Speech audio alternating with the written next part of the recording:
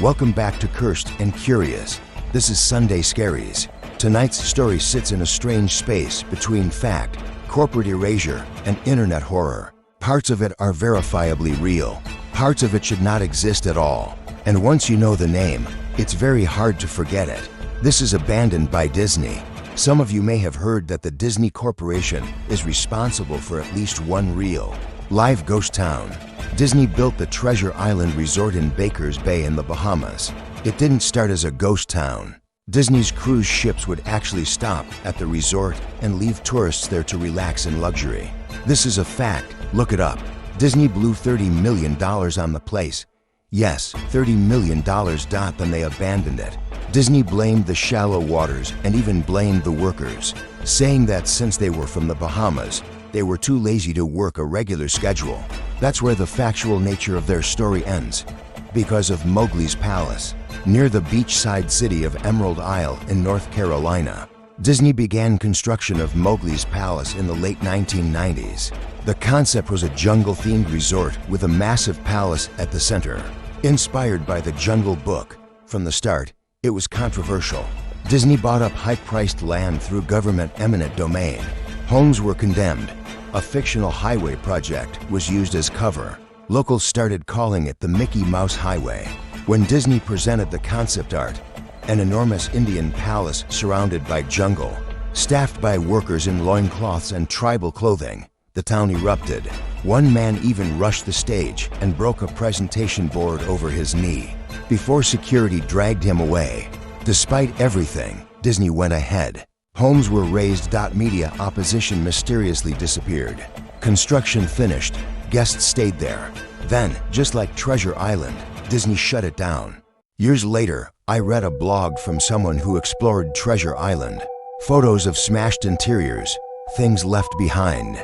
Rumors that Disney released aquarium animals into the water, including sharks. That blog got me thinking about Mowgli's Palace.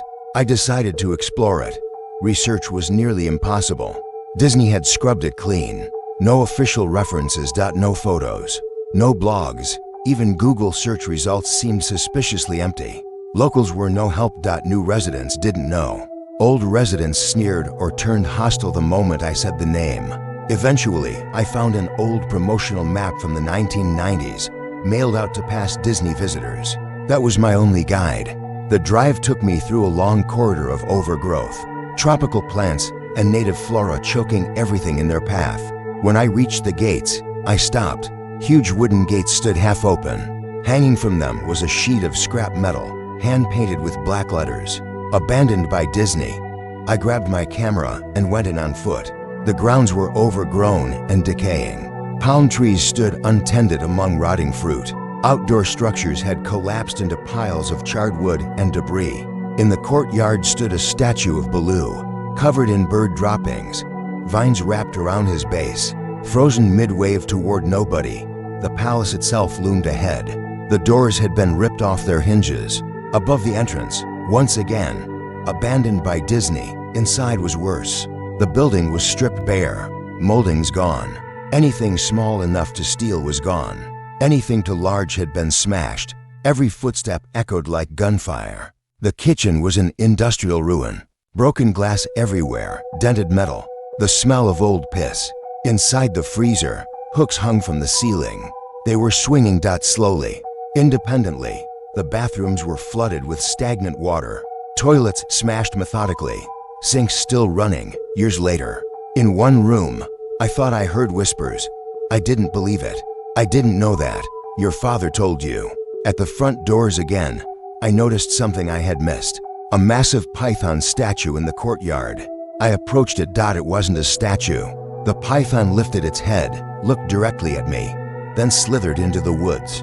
All 80 feet of it. Shaken, I retreated back inside and found a stairway leading underground. At the bottom was a metal mesh door with a padlock. A real sign read, "Mascots Only, thank you." The lock was easy to break. Below was a sub-basement, lit by flickering fluorescent lights. Tables with paperwork, punch clocks, a break room, rotting food. Everything looked like evacuation had happened mid-shift. Further in, decay worsened. Floors turned squishy. Mold overtook carpet. Clothing disintegrated at a touch. I reached a door marked Character Prep 1. It wouldn't open.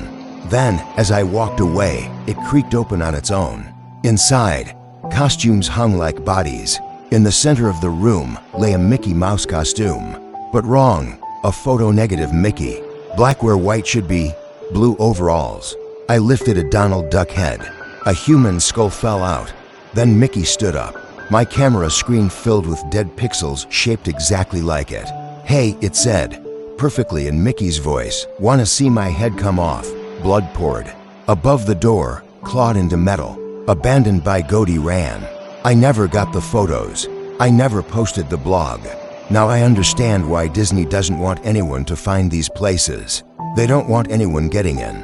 And they definitely don't want anything like that getting out. Welcome to tragedy at Toon Town. Disney World's Toon Town was my first job out of high school. And at the beginning, everything was great. For those of you who don't remember, Toon Town was where Mickey and Minnie lived in the park and had everything that you would imagine would be in a real neighborhood, a neighborhood that a cartoon would live in.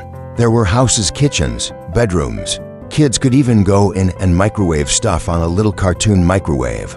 Donald Duck had a little houseboat that you could go inside. Goofy had his roller coaster. There was a lot of cool stuff, and although it was for kids, I actually really liked it.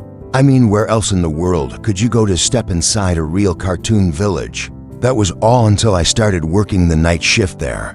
What, in the daytime, seemed to be cute and silly quickly became very creepy when the sun went down and the guests left the park. I worked in custodial, so I was one of the last people to go through the parks at night. And unfortunately, I usually had to go in alone. So one night when I was doing my rounds and emptying trash cans, I walked straight through Toon Town to try to get to Tomorrowland and back to the front of the park. I was finishing a 10-hour day and was definitely ready to get out, so I was walking pretty fast. Normally all of the little houses would be dark and the sound effects and stuff would be turned off. Not tonight though. I went back there and all of the lights and effects were still going strong throughout the entire area. I was dumbfounded. This was a serious departure from protocol. So I had to tell someone about it, and people were seriously going to get in trouble. I continued walking and pulled out my radio, but as soon as I did, everything shut off. I then heard shuffling in the distance and thought I saw a tail go into some bushes over near the train station. I figured it was probably some raccoon or something. The area back there is totally surrounded by national forests and animals turn up all the time. So I pretty much forgot about it and went about the rest of my night. During my shift the next morning though, I heard some very disturbing news about that area. A rat was found gutted and smeared all over Minnie's house's floor. The official story was that it was killed by an opossum or two, but the amount of carnage involved seemed suspicious to me. Anyways, it was business as usual, of course. The amount of situations that could happen at this park before there is any change in operation is truly astounding.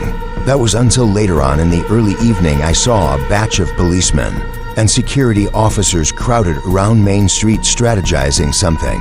For that amount of them to be all gathered in one place meant something definitely must have happened. I found one of my leaders standing on the sidewalk staring over at the group and asked her what had happened. She said she wasn't sure, but heard something about a baby going missing. I had never heard about anything like that happening at these parks, so that really freaked me out. By the time I did my sweep later that night, it was about 2 in the morning. I did all of my normal tasks, but I was certainly dreading getting to Toon Town. I was still kind of shook up by the events from the night before, even though I knew they were honestly pretty much normal. So by the time I got to the area, I was relieved to see that the lights and sound effects were not on. I approached an empty trash can in front of Minnie's house and noticed through the window that the cartoon refrigerator was still open. I figured one of the crazy interns must have forgotten to shut the door when they closed down the park for the night. So I walked inside the house and went to the kitchen to close it. But when I tried, it didn't close all the way. Fear suddenly surged through my veins. I automatically knew something was wrong. Then I slowly opened the refrigerator door and witnessed to my horror a baby inside, lifeless and cold. In a panic, I radioed my supervisor and told him what happened. He told me to get outside of the house immediately and that police were on their way. Then a number of boxes and items got knocked down in one of the rooms behind me, and somebody ran out the door. Too terrified to move, I stood there and watched as a man-like thing with a tail skittered past the window. I immediately went outside the house, desperate to see what it was, but it was gone. Then a few moments later, the police arrived, and after looking around for a few minutes, grabbed me to ask some questions. As we were walking away, I saw something standing in the front of the little kid's coaster. I could barely make it out because it was mostly standing in the shadows, but it appeared to have a hideous protruding snout, like a human who had surgically altered his face to look more like a cartoon. I yelled for the police to turn around, but when they looked over, it was already gone, probably out into the woods right behind the ride. After my story, police did a thorough search of the park and woods, but turned up with nothing. Considering that the sighting of this bizarre cartoon man could only be verified by me, it wasn't taken very seriously. The baby's tragic passing, which was determined to be from suffocation, was essentially blamed on the parents. They said the parents weren't looking, and the baby probably climbed in the refrigerator on its own. Regardless of how everything turned out, I'll always know what really happened to him. And let's just say, anytime I'm in that area, I always have my eyes peeled for the cartoon man. Now go to bed before we go on a deep dive and we're too tired for work in the morning. Sleep well and good night. From Cursed and Curious.